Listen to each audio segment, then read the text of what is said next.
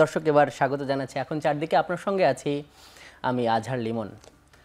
দেশবিরোধী ছাত্র আন্দোলনে এখন পর্যন্ত 1581 জন শহীদের পরিচয় পেয়েছে স্বাস্থ্য বিষয়ক কেন্দ্রীয় উপকমিটি। জাতীয় নাগরিক কমিটির সঙ্গে যৌথভাবে এ কাজ করছে বৈষম্য বিরোধী ছাত্র আন্দোলন।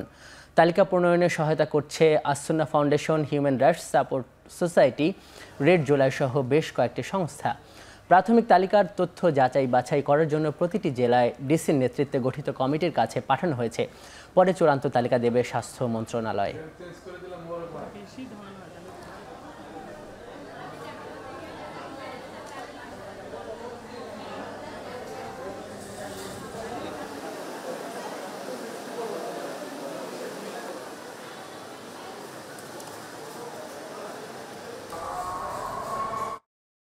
অন্তর্বর্তী সরকারের উপর বিএনপির আস্থা রয়েছে বলে জানিয়েছেন দলটির ভারপ্রাপ্ত চেয়ারম্যান তারেক রহমান। তবে এই আস্থা ধরে রাখার চ্যালেঞ্জ তাদেরই নিতে হবে বলে মনে করেন তিনি। শনিবার বিকালে ঝিনাইদহ জেলা বিএনপি আয়োজিত সমাবেশে ভার্চুয়ালি যুক্ত হয়ে তিনি আরও বলেন, অন্তর্বর্তী সরকারের দায়িত্ব পালনের রোডম্যাপ নির্দিষ্ট করতে হবে। দীর্ঘ 16 বছর পর ঝিনাইদহে বিএনপির বড় সমাবেশ অনুষ্ঠিত হলো। মুক্তভাবে সমাবেশ করতে পেরে হাজার হাজার নেতাকর্মীরা এখানে আসেন। ছাত্র জনতার আন্দোলনের সময় পুলিশের গুলিতে ঢাকায় নিহত হন ঝিনাইদহের সাব্বির ও প্রকৌশলী রাকিব। এই হত্যাকাণ্ডের প্রতিবাদে ঢাকা বিএনপির সমাবেশে ভার্চুয়ালি যুক্ত হন দলটির ভারপ্রাপ্ত চেয়ারম্যান তারেক রহমান। তাদের প্রতি আমাদের আস্থাকে প্রশ্নহীন রাখার চ্যালেঞ্জ কিন্তু তাদেরকেই নিতে হবে। বর্তমানে যে অন্তর্বর্তীকালীন সরকার, তাদের প্রতি অর্পিত যে দায়িত্ব আর সেটা যথাযথভাবে পালনের জন্য যে রোড ম্যাপ, সেটি নির্দিষ্ট করতে হবে তাদেরকে।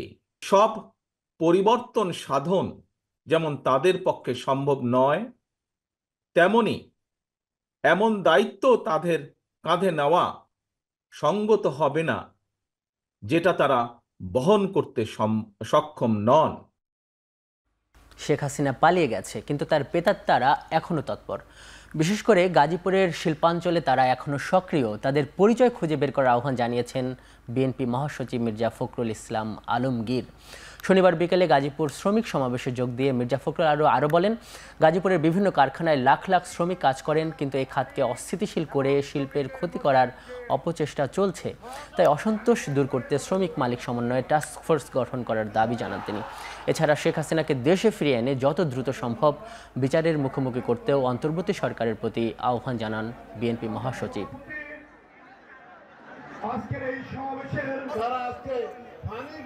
শেখ হাসিনা পালাইছে, এটা ঠিক, কিন্তু তার যে প্রেতাত্মা ভূত, সেই ভূতগুলো এখনই দেশের মধ্যে আছে। বর্তমানে যেমন অন্তর্বর্তী সরকার আছে, তার কাছে আহ্বান জানাবো, আপনার অবিলম্বে এই গণহত্যাকারী, দেশ ধ্বংসকারী, রাষ্ট্রবিরোধী, গণতন্ত্র বিরোধী শেখ হাসিনাকে দেশে ফিরিয়ে নিয়ে এসে অভিযোগগুলোর ভিত্তিতে তার বিচারের দাবিতে ভারতের কাছে চিঠি দেন তাকে ফেরত দেওয়ার জন্য। এদিকে বিএনপির সিনিয়র যুগ্ম মহাসচিব রুহুল কবির রিজভী বলেছেন, প্রশাসনে আওয়ামী লীগ সরকারের দোসরদের রেখে রাষ্ট্র সংস্কার সম্ভব নয়। শনিবার দুপুরে রাজধানী দক্ষিণখানে বৈষম্য বিরোধী ছাত্র আন্দোলনে পুলিশের গুলিতে নিহত শহীদ জাহিদুজ্জামান তানভীরের স্মরণ সভায় তিনি আরও বলেন, যাদের হাতে সাধারণ মানুষের রক্ত, তাদের বিচার আগে করতে হবে, তা না হলে শহীদদের আত্মা শান্তি পাবে না। বারবার জনগণের ভোটাধিকার হরণ করে আওয়ামী লীগ কর্তৃত্ববাদী হয়ে সবশেষ ছাত্র জনতার জীবন নিয়ে ক্ষমতায় থাকতে চেয়েছিল। প্রভুত্বের স্বভাব বাদ দিয়ে বন্ধু হিসেবে বাংলাদেশের স্বাধীনতা, সার্বভৌমত্বকে সম্মান করতে হবে বলে জানান তিনি। এ সময় অন্তর্বর্তী সরকারকে প্রয়োজনীয় সংস্কার শেষে অবাধ, সুষ্ঠু ও নিরপেক্ষ নির্বাচনের আয়োজনের আহ্বান জানান এই নেতা। রক্তাক্ত নির্বাচন, বিরোধী দলকে ধ্বংস করার নির্বাচন, ভোটারদেরকে জিম্মি করার নির্বাচন, সেই নির্বাচন শেখ হাসিনা করে প্রথমেই যারা তাদেরকে সমর্থন দিতেন, এত বড় অনাচার, এত বড় দুরাচার, এত বড় অপকর্ম গোটা বিশ্ব যখন ছিছি করেছে, শুধুমাত্র গণতন্ত্রের পক্ষে কথা বলার জন্য একেবারে নরহত্যা চালিয়েছে, নারকীয় হত্যা চালিয়েছে জুলাই মাসে। চট্টগ্রামে ছাত্রদল, যুবদল ও স্বেচ্ছাসেবক দলের যৌথ কর্মী সভা অনুষ্ঠিত হয়েছে। শনিবার বিকেলে নগরীতে এই যৌথ সভায় নগরী ও জেলার কয়েক হাজার নেতাকর্মী অংশ নেন। এ সময় বক্তারা বলেন, আগামী নির্বাচন হবে সব দলের জন্য প্রতিযোগিতামূলক, তাই সব দলের নেতাকর্মীকে এখন থেকেই প্রস্তুতি নিতে হবে। নাগরিক ঐক্য গঠন করে সাধারণ মানুষকে ভোট কেন্দ্রে নিয়ে আসতে হবে। দুর্গাপূজা সহ কোথাও যাতে আইনশৃঙ্খলা পরিস্থিতি অস্বাভাবিক না হয় সেদিকে বিএনপির তৃণমূল নেতাকর্মীদের সজাগ থাকতে হবে। বক্তারা স্বাধীনতার প্রকৃত সুফল বয়ে আনতে সাম্য, সব ধর্মের ও মতের মানুষের অংশগ্রহণে একটি শক্তিশালী ও মানবিক সমাজ গঠনের আহ্বান জানান।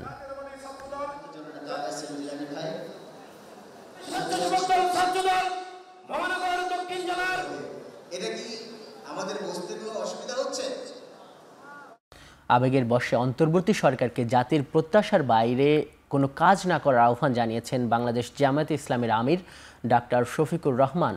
শনিবার সকালে চুয়াডাঙ্গার একটি হোটেলে সমাবেশে অংশ নিয়ে এই কথা বলেন তিনি। এ সময় তিনি আরও বলেন, বিভক্তি নয়, ঐক্যই হোক এই জাতির সৌন্দর্য ও শক্তির প্রতীক। যারা দায়িত্বে আছেন তারা এ দেশেরই মানুষ, আর আমরা দেশবাসী মিলে ঐক্যমতের ভিত্তিতে তাদের উপরে এই দায়িত্ব দিয়েছি। আসুন আমরা একটা ঐক্যবদ্ধ সমাজ গড়ে তোলার চেষ্টা করি। কোনো বিভক্তি নয়, ঐক্যই হোক এই জাতির সৌন্দর্য এবং শক্তির প্রতীক।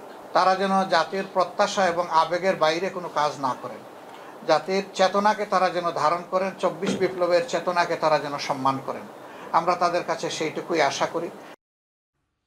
গেল ১৫ বছর প্রশ্নবিদ্ধ নির্বাচন হয়েছে, তাই নতুন করে নির্বাচনী ব্যবস্থাকে ঢেলে সাজাতে হবে বলে মন্তব্য করেছেন স্থানীয় সরকার উপদেষ্টা এএফ হাসান আরিফ। শনিবার রাজধানীর সিরডাপ মিলনায়তনে গভর্নেন্স অ্যাডভোকেসি ফোরাম আয়োজিত সংলাপে তিনি এই মন্তব্য করেন। এখানে তিনি আরও বলেন যে বর্তমানে যোগ্য লোকের হাতে নির্বাচন কমিশন সংস্কারের দায়িত্ব দেওয়া হয়েছে, যাতে জনগণ ভোটাধিকার ফিরে পায়। স্থানীয় সরকার শক্তিশালী হবে কিনা তা পরবর্তী নির্বাচিত সরকারের উপর নির্ভর করবে বলে জানান তিনি। উনি আমাকে বলেছে, আমাকে তো দেয় না, আমাকে করার একটা ব্যবস্থা করা, এটা ফিজিবল, এটা আসলে বন্ধ হবে। 15 বছরে তো আমরা নির্বাচন দেখেছি, এটা কি নির্বাচন ছিল? এক কথাই না। নির্বাচন প্রক্রিয়াটা সম্পূর্ণভাবে ধ্বংস হয়ে গেছে, সেখানে এটা নতুন করে আবার গড়ে তুলতে হবে। সেটার দায়িত্ব একটা কমিশনকে দেওয়া হয়েছে এবং যোগ্য হাতেই দেওয়া হয়েছে বদিউল আলম মজুমদার সাহেব।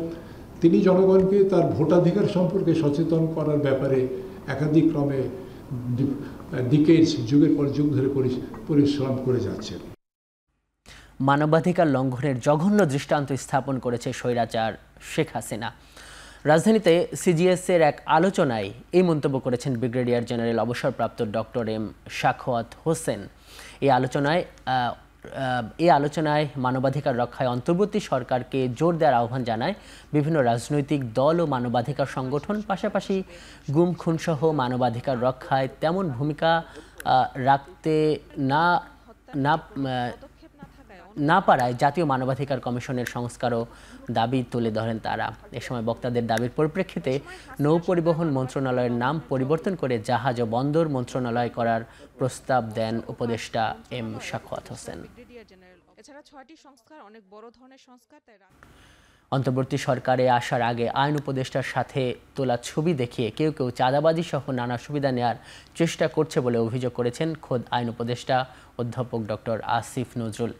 এমন কোনো কিছু করলে তাকে পুলিশে দেওয়ার আহ্বান জানান তিনি। শনিবার এক ভিডিও বার্তায় একথা বলেন তিনি। আমি বা আমার সরকারের কেউ কোনো রকম অবৈধ কাজের প্রশ্রয় দিবে না। এই সমস্ত কাজ যারা করার চেষ্টা করছেন বা করছেন তাদেরকে আমি কঠোর হুঁশিয়ারি জানাচ্ছি। বাংলাদেশের মানুষের সাথে কোনো রকম অন্যায় করবেন না, আমাদের কারো নাম ব্যবহার করবেন না, আমাদের নামে কোনো রকম চাঁদাবাজি, অবৈধ সুবিধা আদায়, কাউকে কোনো রকম হুমকি দেওয়া, এসব থেকে বিরত থাকবেন। আমরা জানতে পারলে উপযুক্ত আইনগত ব্যবস্থা গ্রহণ করা হবে। দেশের বাজারে টানা কয়েক দফা বাড়ার পর এবার কমল সোনার দাম। প্রতি ভরিতে ভালো মানের সোনার দাম কমেছে ১,২৫৯ টাকা। এখন থেকে দেশের বাজারে ভালো মানের ২২ ক্যারেট সোনা প্রতি ভরি বিক্রি হবে ১,৩৭,৪৪৯ টাকায়। রবিবার থেকে সারা দেশে সোনার নতুন দর কার্যকর হবে। শনিবার রাতে বাংলাদেশ জুয়েলার্স অ্যাসোসিয়েশন বাজুস এক সংবাদ বিজ্ঞপ্তিতে দাম কমার তথ্য জানায়। এতে বলা হয়, স্থানীয় বাজারে তেজাবি সোনার মূল্য হ্রাস পেয়েছে, সে কারণে সোনার দাম সমন্বয়ের সিদ্ধান্ত নিয়েছে বাজুস। নতুন মূল্য অনুযায়ী 21 ক্যারেটের 1 ভরি সোনার দাম কমে 1,31,197 টাকা নির্ধারণ করা হয়েছে। এছাড়া 18 ক্যারেটের 1 ভরি সোনার দাম 1,12,453 টাকা নির্ধারণ করা হয়েছে। আর সনাতন পদ্ধতির 1 ভরি সোনার দাম 92,286 টাকা করা হয়েছে।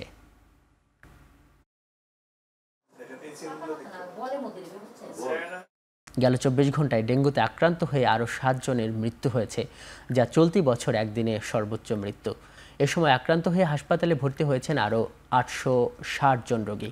শনিবার স্বাস্থ্য অধিদপ্তরের হেলথ ইমার্জেন্সি অপারেশন সেন্টার ও কন্ট্রোল রুম থেকে পাঠানো এক সংবাদ বিজ্ঞপ্তিতে এসব তথ্য জানানো হয়। এতে বলা হয়, হাসপাতালে নতুন ভর্তিদের মধ্যে বরিশাল বিভাগে 101 জন, চট্টগ্রাম বিভাগে 164 জন, ঢাকা বিভাগের সিটি কর্পোরেশনের বাইরের এলাকায় 109 জন, ঢাকা উত্তর সিটিতে 195 জন, দক্ষিণে 181 জন, খুলনা বিভাগে 53 জন রোগী রয়েছে। এছাড়া রাজশাহী বিভাগে 2 জন, ময়মনসিংহ বিভাগে 32 জন, সিলেটে 6 জন ও রংপুর বিভাগে 17 জন রোগী হাসপাতালে ভর্তি রয়েছে।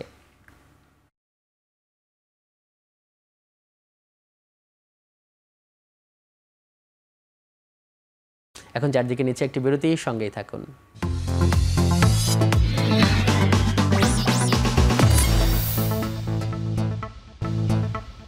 বিরতির পর ফিরে এলাম, দেখছেন এখন চারদিক।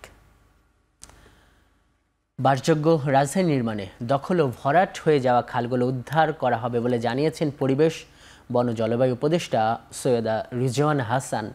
রাজধানীর আগারগাঁওয়ে পরিবেশ বিষয়ক কর্মশালায় তিনি আরও বলেন, শুধু প্রশাসনিক উদ্যোগই নয়, টেকসই উন্নয়ন নিশ্চিতে জনসাধারণের সচেতনতা ও সম্পৃক্ততাও জরুরি। পক্ষ থেকে নিশ্চয়ই আমরা একসাথে কাজ করব।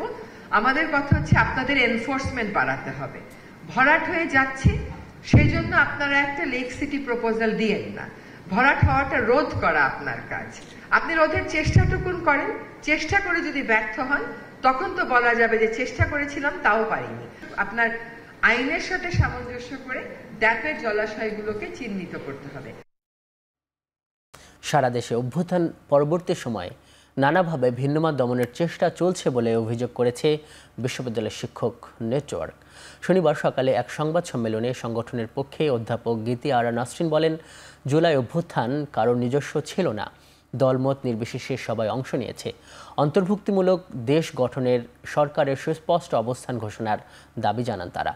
বিদ্বেষ ঘৃণার প্রতিবাদে ঢাকা বিশ্ববিদ্যালয়ের শিক্ষক ক্লাবে বৈষম্য বিরোধী আন্দোলনের সম্মুখ সারির শিক্ষকদের সংগঠন বিশ্ববিদ্যালয় শিক্ষক নেটওয়ার্ক সংবাদ সম্মেলনের আয়োজন করেন।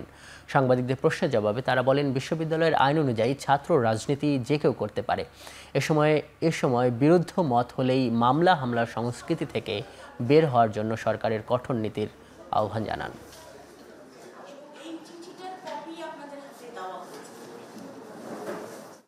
লাগাতার নানা অন্যায়, নিপীড়ন ও কর্তৃত্ববাদিতার বিরুদ্ধে শক্তিশালী অবস্থান নিয়ে আসছেন। তবে আমরা বিশেষ কোনো মার্কার সরকারের পক্ষে বিপক্ষে ছিলাম না, এখনো না। আমরা গণতন্ত্র ও ন্যায্যতার জন্য হাজির আছি।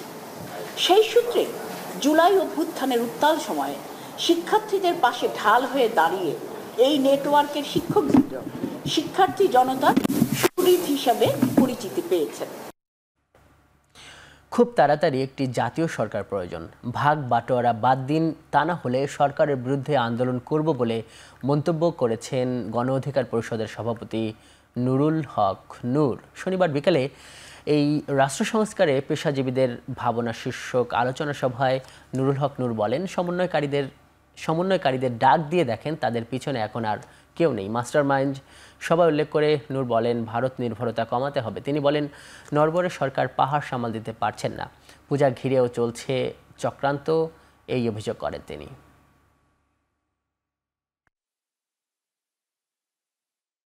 মুক্তিযুদ্ধের আওয়ামী বয়ানের মতো আরেকটা ন্যারেটিভ তৈরি করা হচ্ছে যে আমরা করেছি, অমুকে করেছে, সমন্বয়করা করেছে। ফালতু কথা এগুলো। দেশের সমগ্র শ্রেণী পেশার মানুষ এই আন্দোলন করেছে, যার অগ্রভাগে নেতৃত্ব ত্যাগ সময়ে রাজনৈতিক দলগুলোর ডেডিকেশন বেশি। বিএনপি বলেন, জামাত বলেন, হেফাজত বলেন, যারা রাজপথে ছিল। এই সরকারকে জাতীয় সরকারের রূপ দিয়ে 2 বছরের জন্য সরকার চালাতে হবে, কিন্তু এই কাঠামোতে, এই এনজিও মার্কা কাঠামোতে 6 মাস টেকা অসম্ভব হবে। রাষ্ট্র পরিচালনা কি পুতুল খেলা? অভিজ্ঞতা ছাড়া আপনি 3টা মিনিস্ট্রি সামলাবেন, তার দরকার কি একজনের 3টা নেওয়ার, 4টে নেওয়ার? অন্য লোক ইনক্লুড করেন। নির্বাচনে মাঠ পর্যায়ে নিজেদের জায়গা তৈরি করতে এখন থেকেই দলটির নেতাকর্মীদের প্রতি কাজ শুরুর আহ্বান জানিয়েছেন ইসলামী আন্দোলনের আমির মুফতি সৈয়দ মোহাম্মদ রেজাউল করিম। শনিবার বিকেলে রাজধানীর ইনস্টিটিউশন অব ডিপ্লোমা ইঞ্জিনিয়ার্স মিলনায়তনে ইসলামী যুব আন্দোলন বাংলাদেশের জেলা ও থানা প্রতিনিধি সম্মেলনে তিনি একথা বলেন। মুফতি সৈয়দ মোহাম্মদ রেজাউল করিম বলেন, 5 আগস্ট সরকার পতনের আন্দোলনে আলেম ওলামারা গুরুত্বপূর্ণ ভূমিকা রেখেছেন। তিনি বলেন, ইসলামী দলগুলোর সঙ্গে যোগাযোগ রক্ষা করা হচ্ছে, নিয়মিত আলোচনা করা হচ্ছে। অচিরেই ইসলামী দলগুলো এক হয়ে ইসলামের পক্ষে, মানবতার পক্ষে পরিবেশ তৈরি করবে।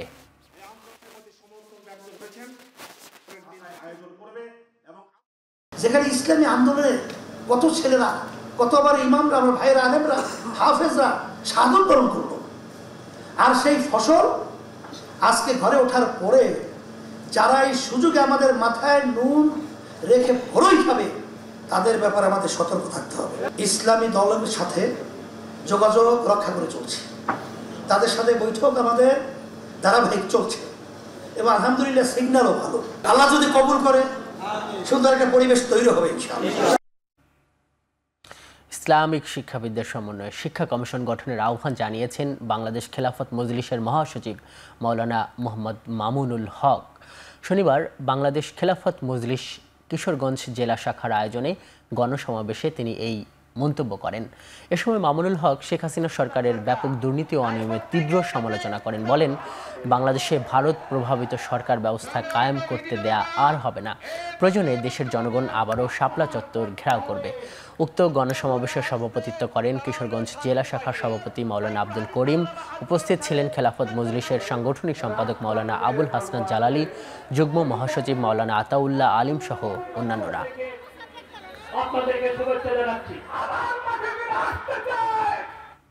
রাজশাহী বিশ্ববিদ্যালয়ের শিক্ষার পরিবেশ ঠিক রাখতে ক্যাম্পাসের সব বিষয়ে ছাত্র বান্ধব করা হবে। কোনো ধরনের হলের সিট বাণিজ্যকে প্রশাসন প্রশ্রয় দেবে না বলে জানান নতুন উপাচার্য অধ্যাপক সালেহ হাসান নকিব। শনিবার বিকেলে বিশ্ববিদ্যালয়ের সিনেট ভবনে সাংবাদিকদের সঙ্গে মতবিনিময় সভায় উপাচার্য কথা বলেন। উপাচার্য বলেন, ছাত্র জনতার আন্দোলনের পর যে সংস্কারের দাবি উঠেছে, বিশ্ববিদ্যালয়ের বিভিন্ন ব্যবস্থাপনার কাজ করে সেই পরিবর্তন আনা হবে। এ সময় বিশ্ববিদ্যালয়ের বিভিন্ন বিভাগের সেশন জট, আবাসিক সমস্যা, চলমান বিভিন্ন আবাসিক প্রকল্প বাস্তবায়ন এবং তাতে দুর্নীতি নিয়ে আলোচনা করেন তিনি। এছাড়াও আসন্ন স্নাতক শ্রেণীর ভর্তি পরীক্ষা বিকেন্দ্রীকরণ হবে কিনা তা নিয়ে ভর্তি কমিটির সঙ্গে আলাপ করে সিদ্ধান্ত জানানো হবে বলেও জানান এই ভিসি। চেষ্টা করা হচ্ছে, একটু জানতে চাই যে আজকের এই পহেলা অক্টোবর থেকে সারা দেশে শুরু হতে যাচ্ছে নবম সাইবার নিরাপত্তা সচেতনতা মাস। বিশ্বের অন্যান্য দেশের মতো বাংলাদেশেও সাইবার সচেতনতা তৈরিতে মাসব্যাপী কাজ করবে বিভিন্ন সংস্থা ও প্রতিষ্ঠান। শনিবার ডিআরইউয়ের নসরুল হামিদ মিলনায়তনে সংবাদ সম্মেলনে একথা জানান সাইবার নিরাপত্তা সচেতনতা বিষয়ক জাতীয় কমিটির নেতারা। বক্তারা বলেন, বিদেশি সফটওয়্যার ব্যবহারে তথ্য নিরাপত্তার ঝুঁকি থাকে। জাতীয় নিরাপত্তার স্বার্থে তথ্য প্রযুক্তি খাতে দেশীয় সফটওয়্যার ব্যবহারের চর্চা বাড়াতে হবে। আর এটি নিশ্চিত করতে হলে প্রযুক্তিতে নিজেদের দক্ষ জনশক্তি তৈরি করা অনেক জরুরি। এতে দেশের নিরাপত্তা নিশ্চিতের পাশাপাশি প্রযুক্তি রপ্তানির মাধ্যমে বৈদেশিক আয়ও বাড়বে বলে আশা করেন বক্তারা। আমাদের রাষ্ট্রের উন্নতির জন্য বিভিন্ন কাজ করে থাকি, সেই জায়গাগুলোকে নিরাপদ তৈরি করা এবং নিরাপদ সলিউশন প্রকিউর করে, ইমপ্লিমেন্ট করে, ম্যানেজ, অপারেশন, মেনটেনেন্স, এটা করে আমাদের রাষ্ট্রের এবং জনগণের নিরাপত্তা নিশ্চিত করতে হবে। এখন চারদিকে নিচ্ছে আরও একটি বিরতি, সঙ্গেই থাকুন।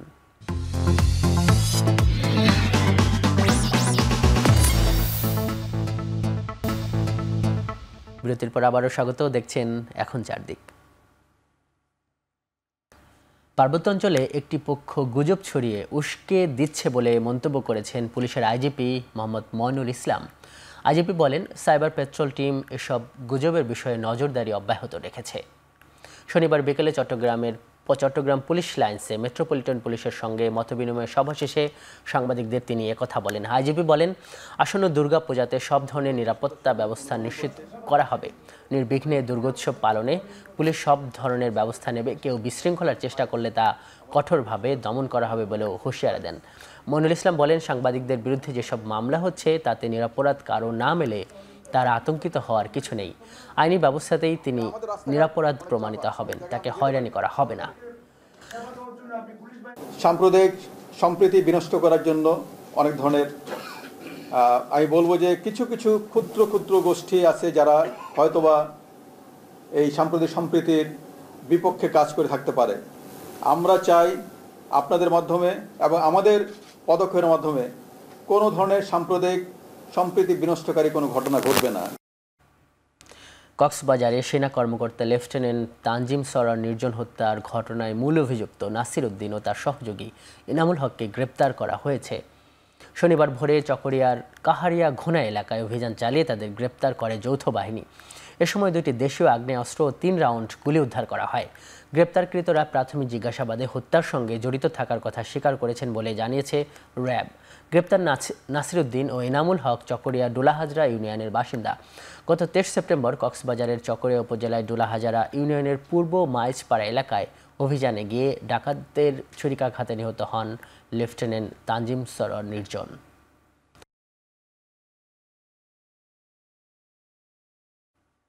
রাজধানীর গুলশান 2-এর একটি খালি প্লট থেকে 2 জনের মরদেহ উদ্ধার করেছে পুলিশ। নিহতদের একজন 62 বছরের বৃদ্ধ রফিক এবং আরেকজন 15 বছরের আরেক তরুণ। রফিক ওই প্লটটি দেখাশোনার পাশাপাশি সেখানে চায়ের দোকান চালাতেন আর সাব্বির দোকানটিতে কাজ করতেন। গত বৃহস্পতিবার থেকে দোকানটি বন্ধ ছিল বলে জানান স্থানীয়রা। এলাকাবাসী বলেছেন, শুক্রবার তাদের খোঁজ না পেয়ে শনিবার সকালে প্লটের দেয়াল টপকে দোকানে প্রবেশ করলে তাদের মরদেহ দেখতে পান তারা।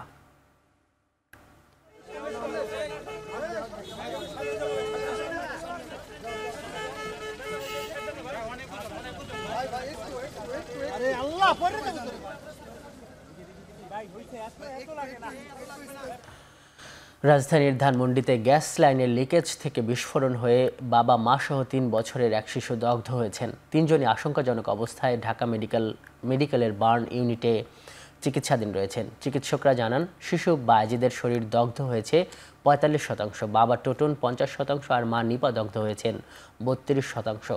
স্বজনরা বলছেন, শুক্রবার বাজার সংলগ্ন এলাকায় তাদের ঘরে টেনে আনা গ্যাস লাইন দিয়ে কিছুদিন ধরেই গ্যাস বের হওয়ার শব্দ শুনতে পাচ্ছিলেন। পাইপে লিকেজ আছে জেনেও সমাধানে যথাযথ ব্যবস্থা নেয়নি বাড়ির মালিক।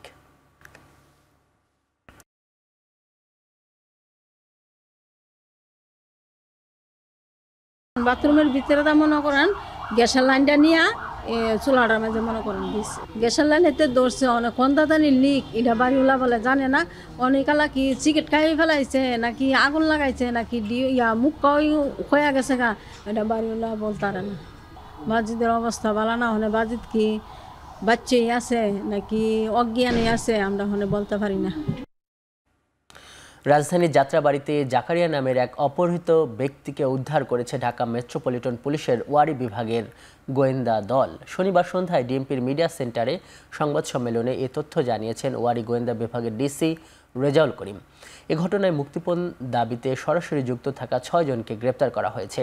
এছাড়া অপহরণে ব্যবহৃত 2টি পিস্তল সহ 18 রাউন্ড গুলি উদ্ধার করেছে ডিবি ওয়ারি। এর আগে শুক্রবার যাত্রাবাড়ির ফ্লাইওভার থেকে অপহৃত হন জাকারিয়া। পরে অপহরণকারীরা তার পরিবারের কাছে 5 লাখ টাকা মুক্তিপণ দাবি করে। এ বিষয়ে যাত্রাবাড়ি থানায় ভুক্তভোগী পরিবার অভিযোগ করলে তদন্তে নামে ডিবি। পরে রাজধানীর বিভিন্ন জায়গায় অভিযান চালিয়ে জড়িতদের গ্রেপ্তার করা হয়, তবে এখনও মূল হোতাকে গ্রেপ্তার করা যায়নি।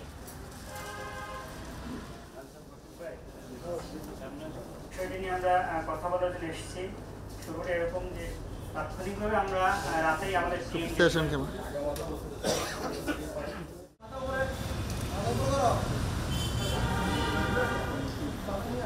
এদিকে লোক দেন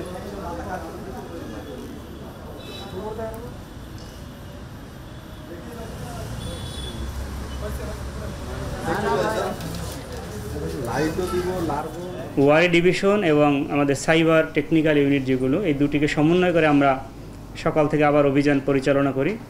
বিভিন্ন সময় তারা লোকেশন পরিবর্তন করে। এই অপহরণকারী চক্র জাকারিয়াকে নিয়ে কখনো মহাখালী, কখনো গুলশান, কখনো কেরানীগঞ্জ, এভাবে তারা চেঞ্জ করতে থাকে অবস্থান। তো সারাদিন আমাদের টিম তাদের পিছে ছুটতে থাকে। হিলি সীমান্তে অবৈধ অনুপ্রবেশের দায়ে বাংলাদেশে এক যুবক গ্রেপ্তার করেছে বিজিবি। শনিবার সকালে ভারত থেকে বাংলাদেশে প্রবেশের সময় বিজিবি তাকে গ্রেপ্তার করে। এর আগে গেল মার্চে দিনাজপুরের বিরল সীমান্ত দিয়ে চিকিৎসার জন্য ভারতে আত্মীয়ের বাড়িতে যান ওই যুবক। চিকিৎসা শেষে আজ সকালে ভারত থেকে প্রাচীর টপকে বাংলাদেশে প্রবেশ করেন। এ সময় তাকে আটক করে হাকিমপুর থানায় সোপর্দ করা হয়। পরে অবৈধ অনুপ্রবেশের অভিযোগে করা মামলায় তাকে গ্রেপ্তার দেখানো হয়।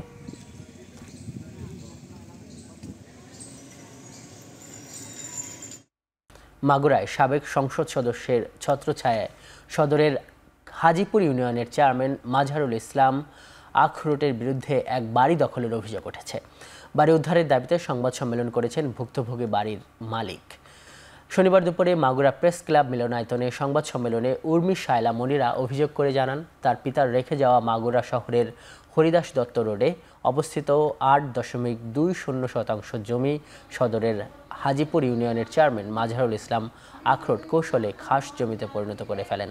ভুক্তভোগী আরও জানেন, উল্লেখিত জমি খাস জমিতে পরিণত করার কিছুদিন পর মাজহারুল ইসলাম আখরোট সাবেক সংসদ সদস্য সাইফুজ্জামান শিখরের ক্ষমতাকে কাজে লাগিয়ে উক্ত জমিতে বসবাস শুরু করেন। সাংবাদিকদের মাধ্যমে ভুক্তভোগী নারী প্রশাসনের দৃষ্টি আকর্ষণ করেন।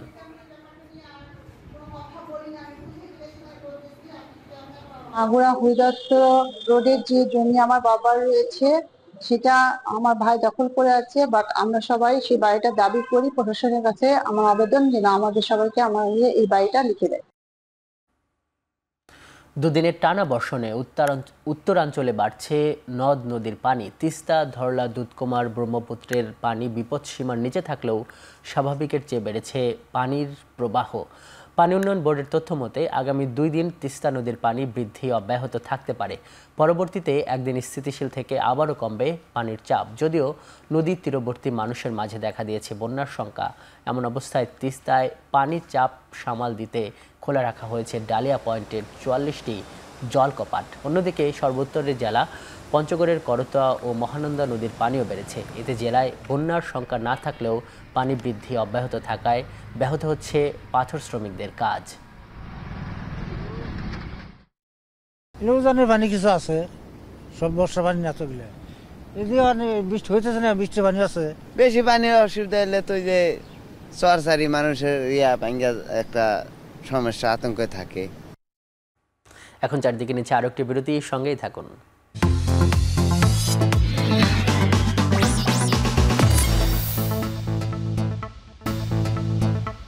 বিরতির পর ফিরে এলাম, দেখছেন এখন চারদিক।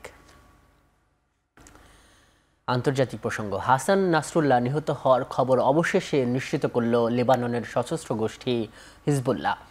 এক বিবৃতিতে সংগঠনটি জানায় তাদের মহান নেতা শহীদ হয়েছেন। নাসরুল্লাহর সঙ্গে নিহত হয়েছেন হিজবুল্লাহর দক্ষিণাঞ্চলীয় ফ্রন্টের প্রধান আলী কারাকি। শুক্রবার রাজধানী বৈরুতে অবস্থিত হিজবুল্লাহর সদর দপ্তরে ইসরায়েলি বাহিনীর বিমান হামলায় প্রাণ হারান তিনি। তার মৃত্যুর বিষয়টি ইসরায়েল দাবি করে আসলেও এ নিয়ে চলছিল নানা গুঞ্জন। টানা 32 বছর ধরে ইরান সমর্থিত গোষ্ঠী হিজবুল্লাহকে নেতৃত্ব দিয়ে এসেছিলেন হাসান নাসরুল্লাহ। তার হাত ধরেই লেবাননের রাজনীতিতে ও সামরিক ক্ষেত্রে শক্তিশালী হয়ে উঠেছিল হিজবুল্লাহ। তার মৃত্যুতে শোক জানিয়েছে ফিলিস্তিনের সশস্ত্র গোষ্ঠী হামাস। নাসরুল্লাহর মৃত্যুর পর ইরানের সর্বোচ্চ নেতা আয়াতুল্লাহ আলী খামেনিকে নিরাপদ স্থানে সরিয়ে নেওয়া হয়েছে।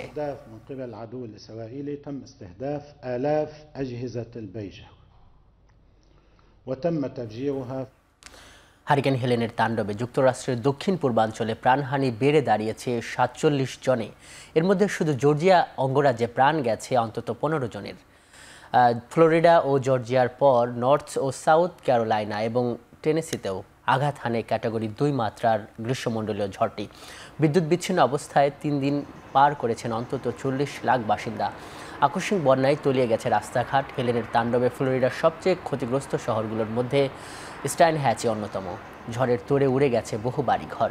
হেলেনের তাণ্ডবে কয়েক কোটি মার্কিন ডলারের ক্ষয়ক্ষতি হয়েছে বলে জানিয়েছে যুক্তরাষ্ট্র বীমা ও আর্থিক প্রতিষ্ঠানগুলো। হারিকেন হেলেনের প্রভাবে ফ্লোরিডা উপকূলের কয়েক জায়গায় 15 ফুটের বেশি উঁচু জলোচ্ছ্বাস হয়েছে।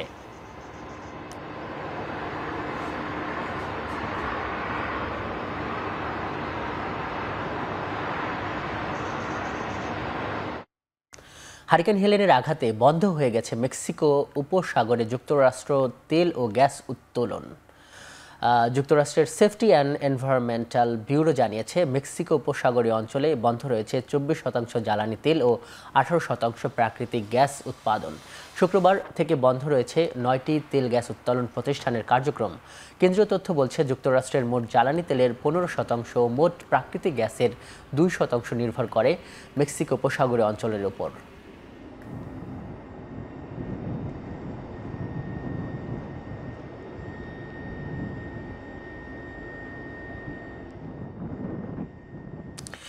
কলকাতার আরজি কর মেডিকেলে নিহত নারী চিকিৎসকের ময়নাতদন্ত নিয়ে প্রশ্ন তুলেছে তদন্তকারী সংস্থা সিবিআই। তাদের দাবি, ময়নাতদন্তের সময় নির্যাতিতার দেহের কাছে যেতে দেয়া হয়নি ডোমকে। সিবিআই সূত্রের বরাত দিয়ে ভারতীয় গণমাধ্যম বলেছে, যে কোনো মরদেহের ময়নাতদন্ত কর্তব্যরত চিকিৎসকের সাহায্যে নিয়ে থাকেন সেখানকার ডোম। দেহের ক্ষতস্থান খুঁজে বের করার পাশাপাশি মরদেহ ব্যবচ্ছেদের পর শরীর সেলাই করার কাজটিও তাদের। কিন্তু আরজি করের ওই নারী চিকিৎসকের মরদেহ মর্গে আনা হলে সেখানে ডোমকে ঘেঁষতেই দেননি তদন্তকারীরা। সিবিআই সূত্রে বলছে, নির্যাতিতার শরীর কোথায় কোথায় আঘাত ছিল তা আড়াল করতে এই কাজ করা হয়েছে। এমন প্রেক্ষাপটে ওই ঘটনায় প্রধান তদন্তকারী অপূর্ব বিশ্বাস এবং কর্তব্যরত ডোমকে জিজ্ঞাসাবাদ করছে সিবিআই। এদিকে আরজি করের নারী চিকিৎসক হত্যার বিচারের দাবিতে 2 অক্টোবর মহালয়ার দিন মহামিছিলের ডাক দিয়েছে জুনিয়র চিকিৎসকেরা।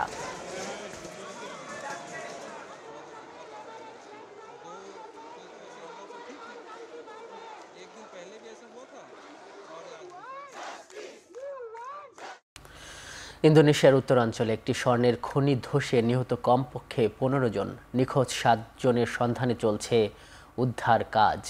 দেশটির দুর্যোগ ব্যবস্থাপনা এজেন্সির তথ্য বলছে, উত্তর সুমাত্রা প্রদেশের সুমাত্রা দ্বীপে শুক্রবার ধসে যায় একটি স্বর্ণের খনি। অতিবৃষ্টির কারণে খনি ধসে পড়ার কথা জানিয়েছে কর্তৃপক্ষ। ইন্দোনেশিয়ায় বেশ কিছু ছোট আকারের অবৈধ স্বর্ণ খনি নিয়ন্ত্রণ করে অসাধু চক্র। দুর্গম অঞ্চলে অবস্থান থাকায় অনেক সময় কর্তৃপক্ষের নজরদারির বাইরে থেকে যায় খনিগুলো। নিখোঁজদের সন্ধানে উদ্ধারকারী পুলিশ ও সেনা সদস্য সহ যোগ দিয়েছে সাধারণ মানুষ।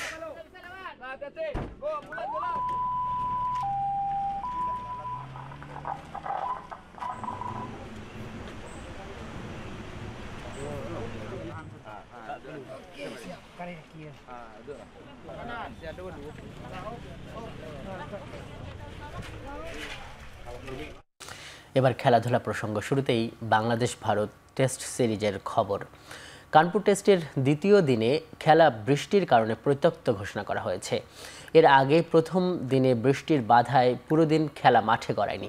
এদিন খেলা হয়েছে 35 ওভার, যে কারণে দ্বিতীয় দিনে ম্যাচ শুরুর সময় আধা ঘন্টা এগিয়ে সকাল 9:30টায় শুরু হওয়ার কথা ছিল। তবে সকাল থেকে বৃষ্টি ঝড়ায় মাঠ ঢেকে রাখা হয়েছে। শুক্রবারের মতো আজও দিনের অধিকাংশ সময় সেখানে বৃষ্টির সংখ্যা রয়েছে। প্রথম দিনের খেলা শেষে বাংলাদেশের সংগ্রহ 3 উইকেটে 107 রান, মুমিনুল 40 আর মুশফিক অপরাজিত আছেন 6 রানে। It's the rain gods who prevail. Good morning. Sometimes Mother Nature prevails. ভারতের বিপক্ষে টি-20 সিরিজ চ্যালেঞ্জিং হলেও জেতার সামর্থ্য রয়েছে বাংলাদেশের, এমনটাই মনে করেন রিশাদ হোসাইন। শনিবার মিরপুরে টি-20 সিরিজের প্রস্তুতি শুরুর আগে টাইগার লেগ স্পিনার বলেন, সাকিবের অভাব পূরণে পরিকল্পনা সাজাচ্ছেন তারা।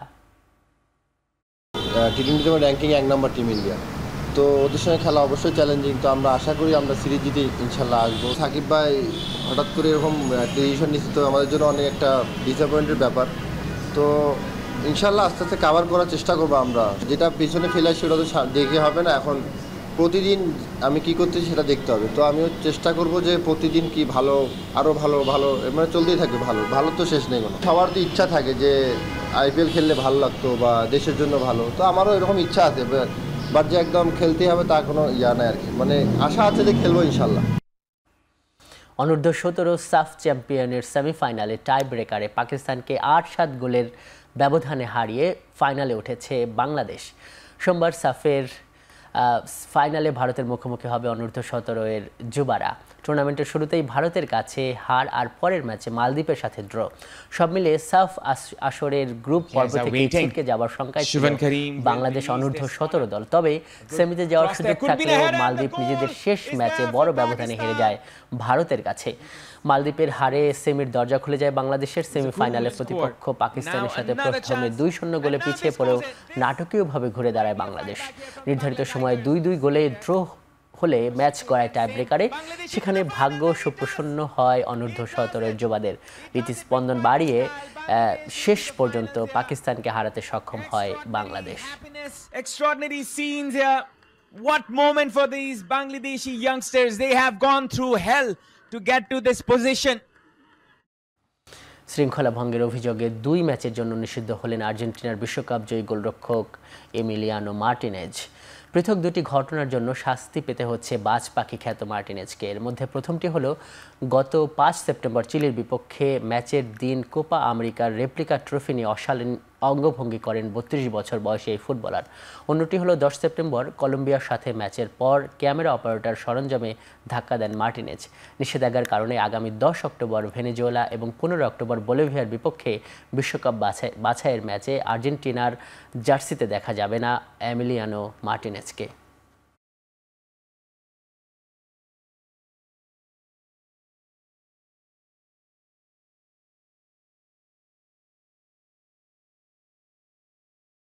শেষ করছি এখন চারদিক। এখন টেলিভিশন ওয়েবসাইটে দেখতে ভিজিট করুন www.ekhon.tv। ফেসবুকে এখন টিভি দেখুন facebook.com/tv.ekhon এবং ইউটিউবে এখন টিভি দেখতে ভিজিট করুন youtube.com/c/ekhon tv।